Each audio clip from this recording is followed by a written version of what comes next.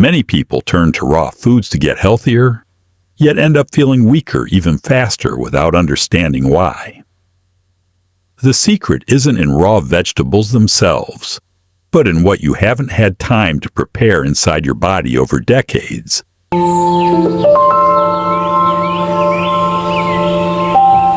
My name is Ethan Marshall, a 60-year-old physician from the United States, and I have spent more than half of my life in the field of natural health.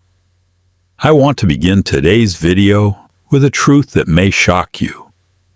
Many people don't become healthier when they start eating clean. They actually become weaker.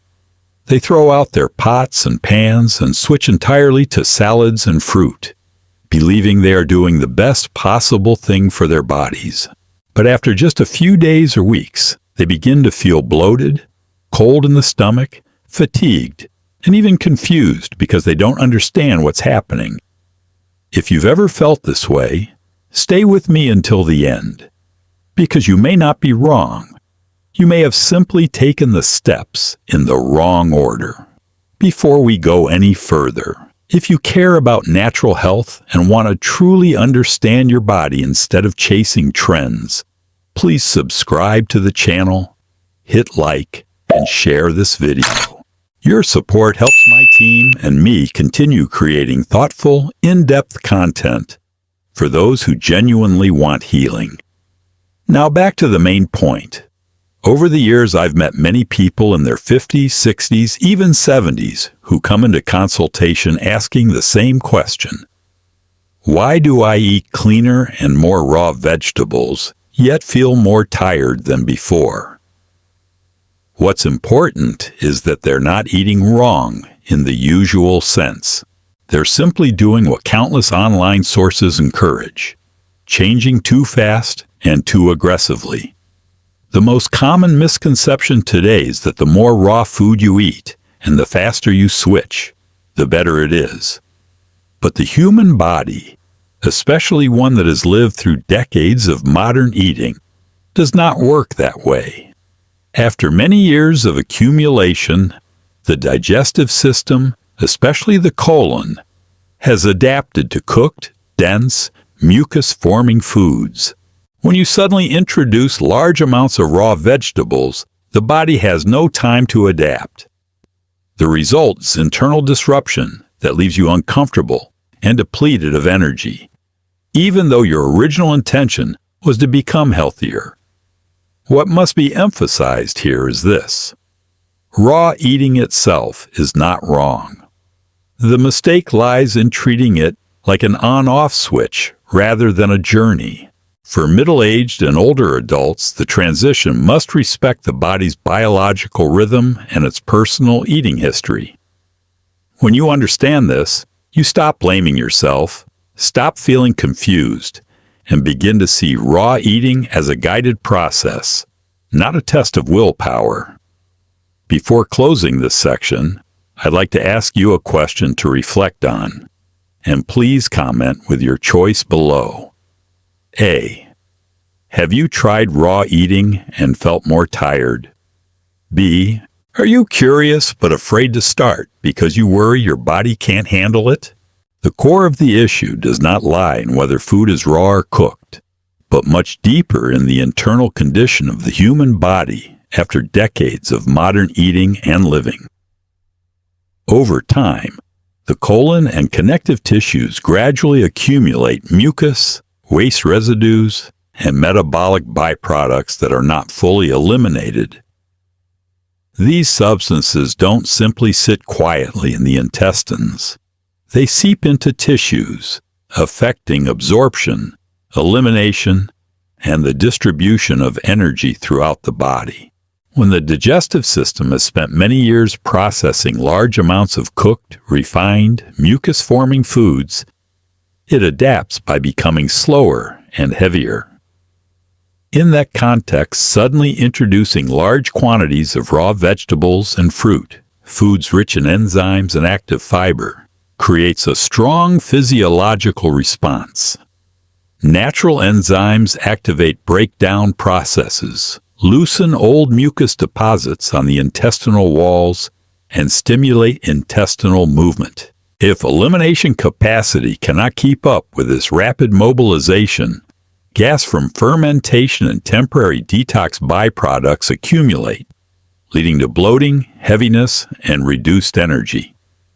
This reaction is often mistaken for being unsuited to raw eating, when in reality it is a sign of a system being overstimulated beyond its current ability to adapt. From a natural physiological perspective, the colon is not merely a waste pipe. It plays a central role in maintaining internal balance. When this function is weakened by long-term accumulation, the entire body becomes sensitive to any major dietary change.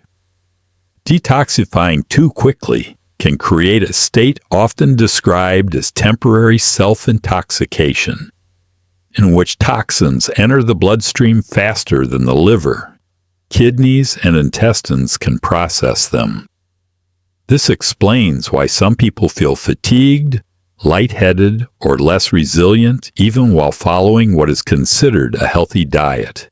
From this viewpoint, raw eating cannot be seen as an instant leap, but must be placed within the context of a biological process that requires preparation. The body needs time to adjust digestive rhythm, gradually strengthen elimination capacity, and reestablish internal balance before fully benefiting from raw foods. Understanding this helps avoid extreme approaches and lays the groundwork for a safe transition, aligned with physiological realities shaped over many years. A safe transition is built around 3 consecutive steps, corresponding to 3 stages of physiological adaptation, ensuring that the introduction of raw foods occurs in a balanced and controlled manner. In the first stage, lasting about 1 month, the focus is not on eliminating familiar foods, but on strategically adding raw vegetables at the beginning of each meal. A large salad eaten before other foods helps activate digestive enzymes, stimulate intestinal movement, and prepare the digestive environment for what follows.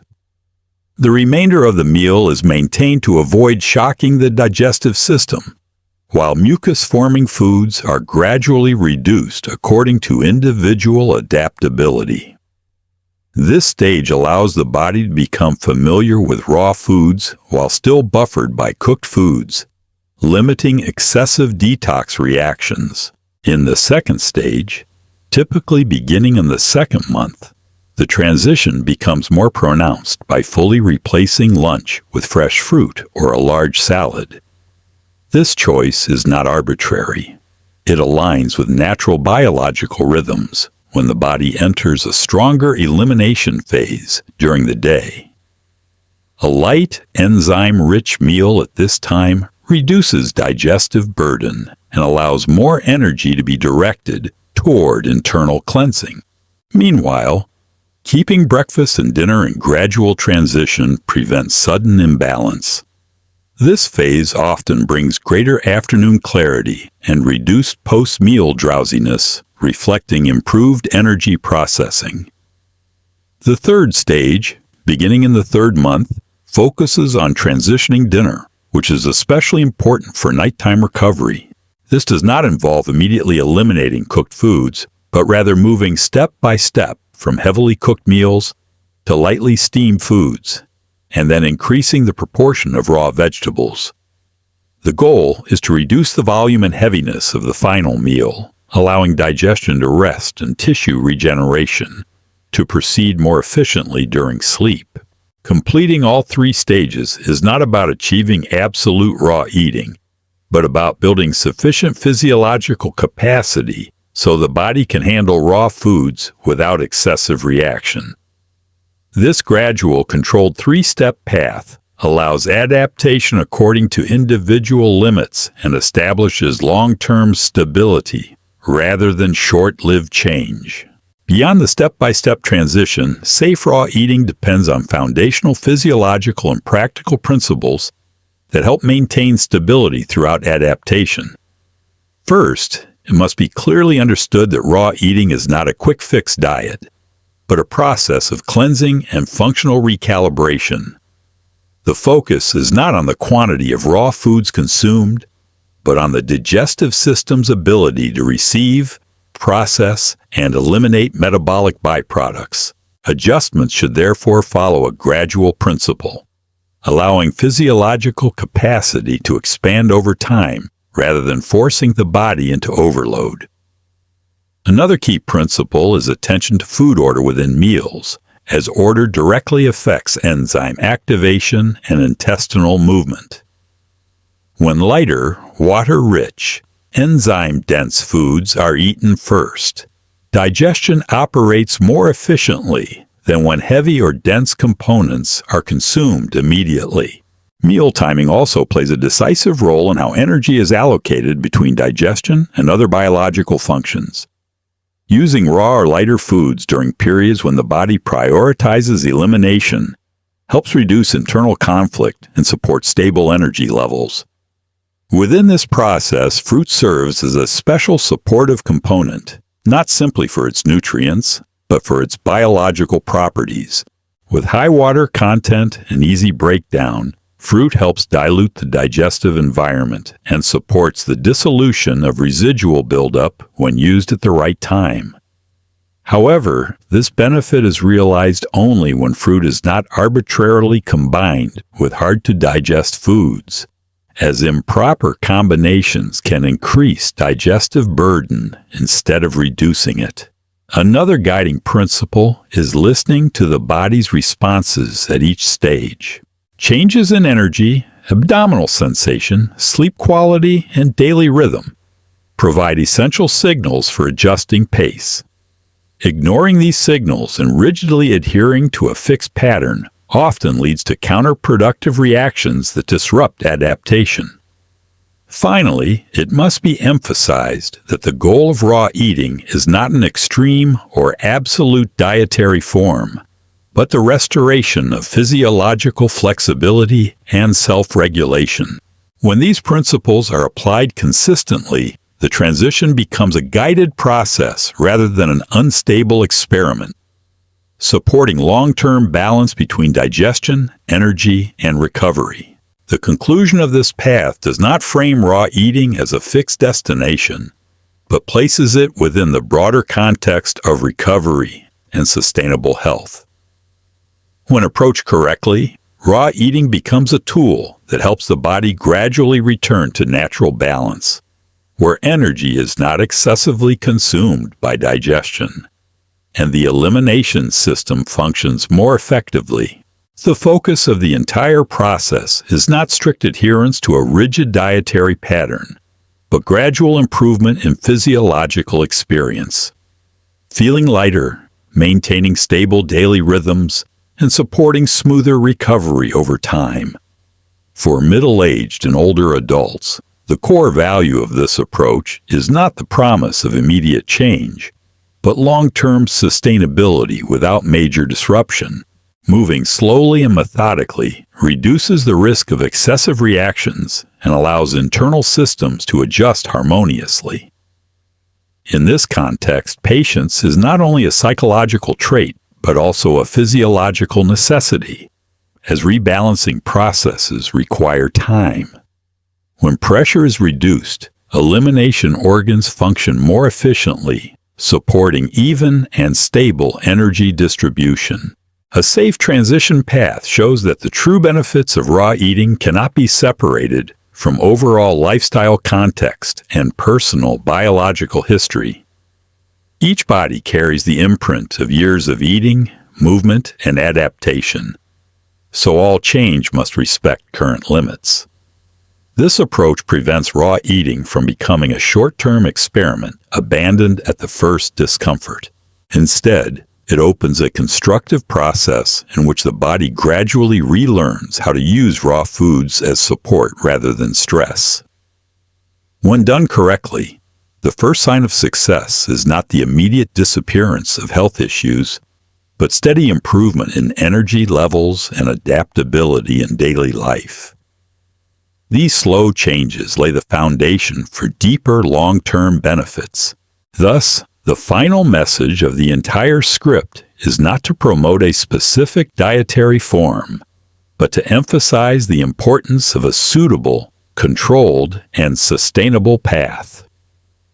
When raw eating is placed properly within a holistic recovery process, it ceases to be a trend or extreme choice and becomes a means for the body to gradually restore its inherent balance, aligned with biological rhythms and adaptive capacity at each stage of life.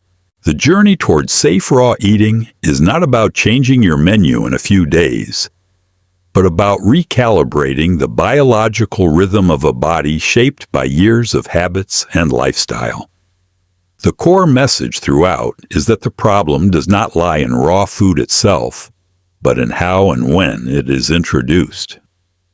When the colon and digestive system are unprepared, rapid change can trigger excessive reactions, draining energy and causing discouragement. In contrast, a controlled, step-by-step path allows the body to expand its adaptive capacity, improve elimination, and use energy more efficiently. In this context, raw eating is viewed as a supportive tool for cleansing and recovery, not a rigid endpoint. Patience, consistency, and attentiveness to physiological responses are decisive in turning change into a foundation for lasting health. The deeper lesson is that all positive health changes must align with the body's current condition, rather than following trends or applying one-size-fits-all formulas. In daily life, this can be practiced by adjusting habits gradually, observing daily responses, and allowing the body time to adapt before moving to the next step. When a process is built on understanding and respect for personal limits, the results are more stable and enduring. In your view, which matters more when beginning a lifestyle change? Strong determination or steady patience? Please share your thoughts in the comments so everyone can learn from one another. If you would like to explore natural healing more deeply, please take a moment to fill out the form in the description to receive a free health ebook. Also, subscribe to the channel, hit like, and share this video to support us in continuing to create valuable, practical content for the community.